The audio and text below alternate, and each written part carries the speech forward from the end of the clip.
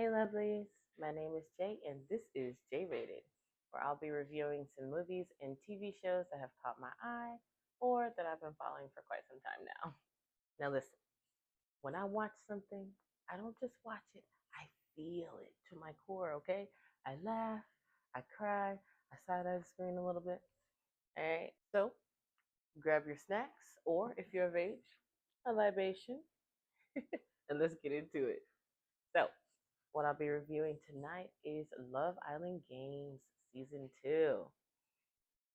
A little review for you in case you've been living under a rock. If you have, no shade. If you don't know what Love Island Games is, it's a spin-off show based on a reality dating show called Love Island. They take these everyday people with a little bit of social media following. All right, can't forget that. They put them in a villa on an island um, with hopes of finding love. Throughout the show, they introduce new islanders to test the connections of the current islanders in the villa. Um, they complete a series of challenges and they go on dates to strengthen their connection. And at the end, America chooses their winner. So for Love Island Games, we have islanders from across the Love Island multiverse. So not just Triple OG Love Island UK, but we have Love Island USA, Love Island France, Love Island Malta, Love Island Belgium, and Netherlands, which I have not seen. Sorry. So yeah, so we have past Islanders coming back into the villa um, to potentially find love, but the main focus is winning. So in Love Island Games, the Islanders complete a series of challenges to determine who is the strongest couple in the villa. Um, and the strongest couple will potentially take it all. So the Islanders have the choice to either come back to pursue love or to just pursue the money. So instead of the Islanders competing to win each other's hearts, they're competing to win some guap. And honestly, I'm not mad about it. So first impressions of the episode. I was happy that there was no cheesy season opener. Honestly, I don't even know why they do those because we don't really need it. You can introduce us to the Islanders. I feel like in an as much of an organic way as possible, and I feel like they did a good job with that this season. They brought the Islanders in their different modes of transportation. We had some luxury vehicles, a helicopter, a jet ski, a seaplane, and then there was a bus.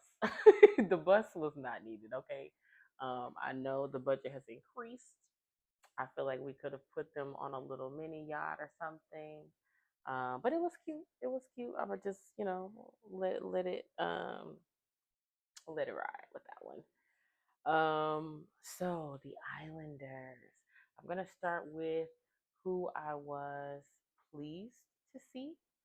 Um, Pleased to see KK.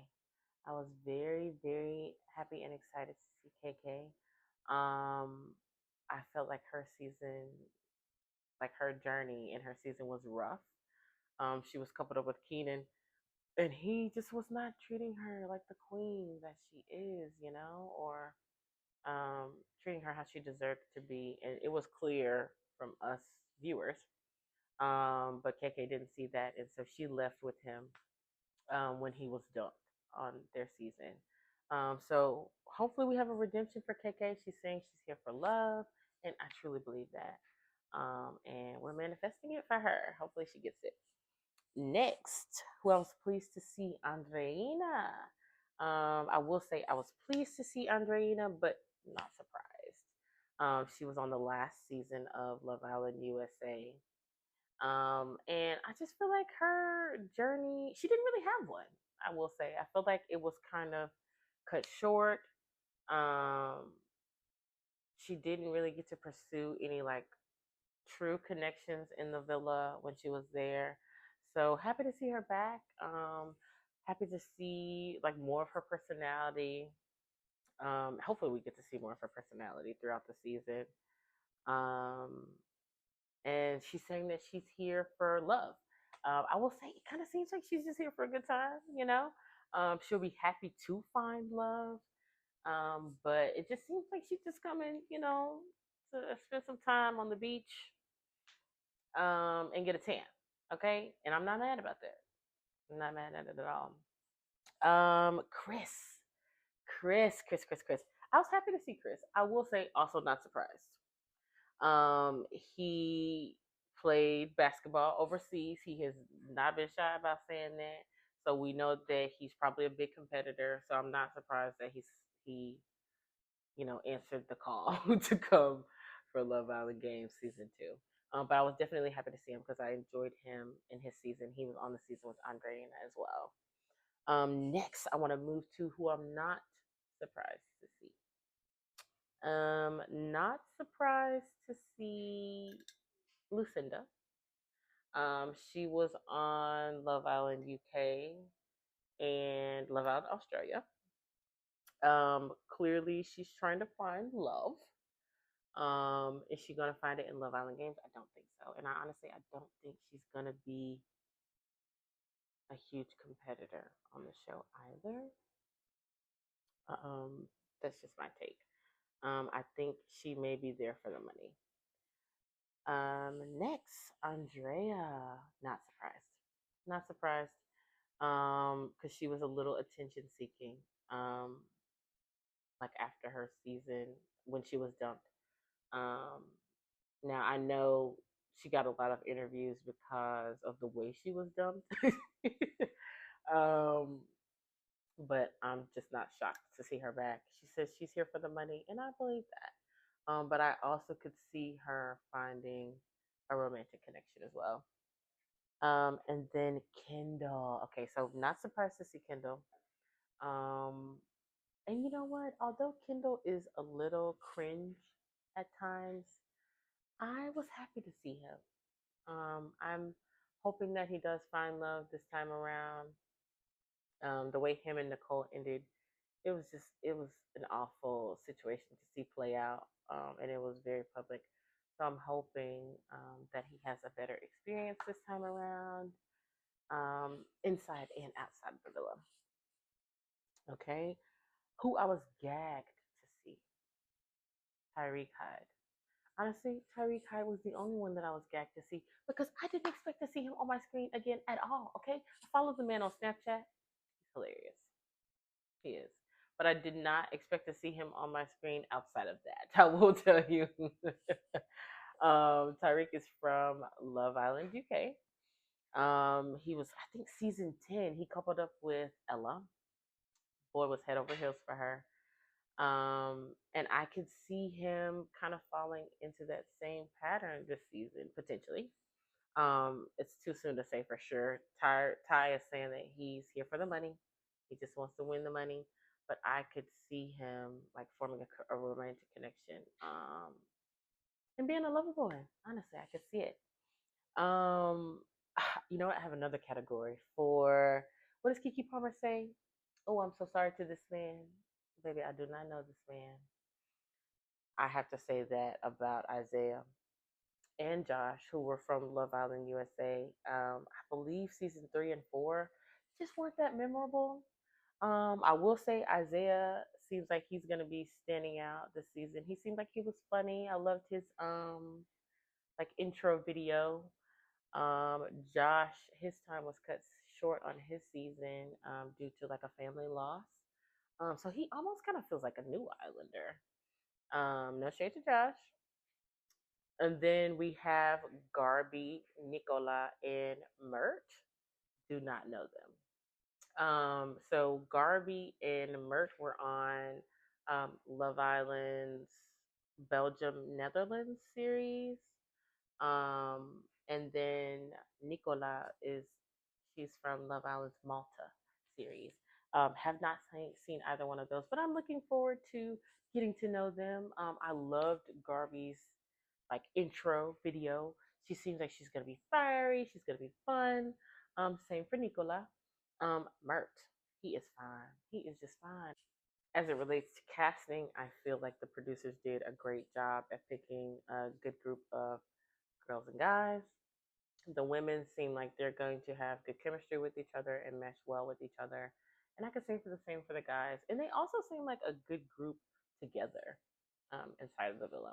So after being introduced to all of the Islanders, Ariana's gonna come in. So she's the host this season. True Love Island Games fashion, the Islanders don't get to pick, or they don't just get to pick who they want to couple up with, and the public didn't get to pick either. They had to do a challenge in order to determine who was going to get the first pick. So the winners of the challenge will get to decide who they want to couple up with first. So the first challenge of the season was called Ruin Me. And it was funny. It was definitely a laugh. It was kind of hard to watch at times just because of all of the slime and sand and things. Oh my God, the making out at the end. Oh, I actually kind of gagged a little bit. And you know what I thought was so funny? Everyone, like while the girls were going, the girls went first. Um, they were like cheering each other on, like, "Oh, you got this." But when it was the guys' turn, it was like serious. They were like talking shit to each other. They definitely weren't cheering each other on. I'll say that much. But it was definitely enjoyable to watch. I was surprised by Garby's performance, honestly. I did not expect her to be, and I say this in the nicest way possible, as like agile and athletics. Like she sped through the challenge. Kudos to her. And then Chris, I was not surprised by his performance. I thought that he would crush it. I mean, he's just he seems like the most athletic out of all of the guys there. And that's not just because he played ball overseas. Okay. Um, so yes, and those were our two winners. Funny enough, Garby and Chris. And honestly, after watching Garby perform, I was not surprised when Ariana said that she came in first. And neither was I surprised that Chris came in first. And so they had the option to either couple up with each other and be the strongest couple in the villa, or choose to couple with someone else. And they both chose to couple with someone else. And honestly, I feel like that was a great idea because otherwise they just would have had a target on their back, throughout their time there in the villa. It also doesn't seem like they would be a good match either. Um, Not just romantically, but like just as a team. So Garby chose Kendall, which I was actually surprised by. But I could see them like forming excuse me, couldn't even get it out, forming a romantic connection as we kind of got to see them like talk and interact with each other. I could see a romantic connection forming with them, but I don't know how they will work together in challenges. Honestly, I feel like Garby will carry Kendall, and that's no shade to Kendall. And then Chris, he chose KK. So I will say I was surprised that he chose KK because I thought he was gonna go for more gameplay and strategy. Maybe pick someone just as athletic as him, like Andrea. But I can see them working together romantically. I could also see Chris and KK working together like well in challenges, just because of their chemistry. Seems like they have good chemistry. Um, Andrea and Josh were next. So Andrea and Tyrique came in second place. Andrea chose Josh. And I could see a romantic connection forming between them. Will it last throughout the season though? I'm not sure. Because Andrea has made it clear that she's focused on like the money and winning. And it seems like Josh may be more open to like a relationship coming from the show. And then Andreina and Tyrique. So Tyrique chose Andreina, which I was not surprised by that because they both said like in their like opening intro that they like DM'd each other on the outside. So it's clear that there's some like sexual and physical attraction between them. Will it work? Could it work romantically? Honestly, I don't think I see it going that far. I don't even see them working well together in challenges, but I could be wrong. Next, Nicola and Isaiah. I, to me, it seems like they're kind of more of a recoupling of convenience. I can see them being a friendship couple, not necessarily a romantic couple. But I could see them doing well in challenges, but just as friends. Um, and then lastly, we have Mert and Lucinda. Um, Honestly, I think they kind of coupled up with each other just based off of attraction. But I don't see anything between them. Honestly, listening and watching their conversation was kind of like watching paint dry. I just don't see them being a good match, honestly. And so after they coupled up, they, of course, we go into the nighttime, where we potentially can see the Islanders talking more, getting to see each other. But no, in true Love Island fashion, Ariana has to come in to drop a bomb. Okay, so she comes in to let the Islanders know that there's going to be two bombshells coming in tonight. The two bombshells, Celine and Charlie, had the option to kiss any of the Islanders that they liked, and then that they had the option to couple up with them. Celine, she kept it cute. Um, you could tell that she only kissed who she wanted to, but she was also still kind of respectful to the girls. And honestly, before she even made her kisses and her choice, my guess was that she would couple up with um, either Isaiah or Mert. And then Charlie, my guess was that he would either couple up with Andrea or Lucinda because she's from the UK. And it seems like she would be his type. But boy, did I tell you, Charlie came in a different man. Like Charlie came back with swag. Okay, no longer call him Charlie. My boy's name is Charles. Okay, he came in. He was laying the kisses on thick. Okay, they were very passionate. He wanted to let the girls know that he was there. He was interested. Honestly, his spiciest kiss was with Andreina, and I was not expecting it at all. But I lived for it. I loved it. And so Celine ended up choosing Mert, which I, I expected, and then Charlie ended up choosing Andrea, which I also expected. So I wasn't really shocked. Um, but it was a nice little twist and way to in the show, I feel like. And so with those two choices, it left Lucinda and Josh vulnerable, or at risk of being dumped. And so they'll have 48 hours to basically fight their way out of being at risk. Which is another reason why I just love Love Island games. It's so savage in ways, but it's entertainment. Um, and I love it. I love it for me. I love it for us. Or complaint, and this is very minor. Okay, I wouldn't even call it a gripe or a complaint. I just feel like the episode was way too long.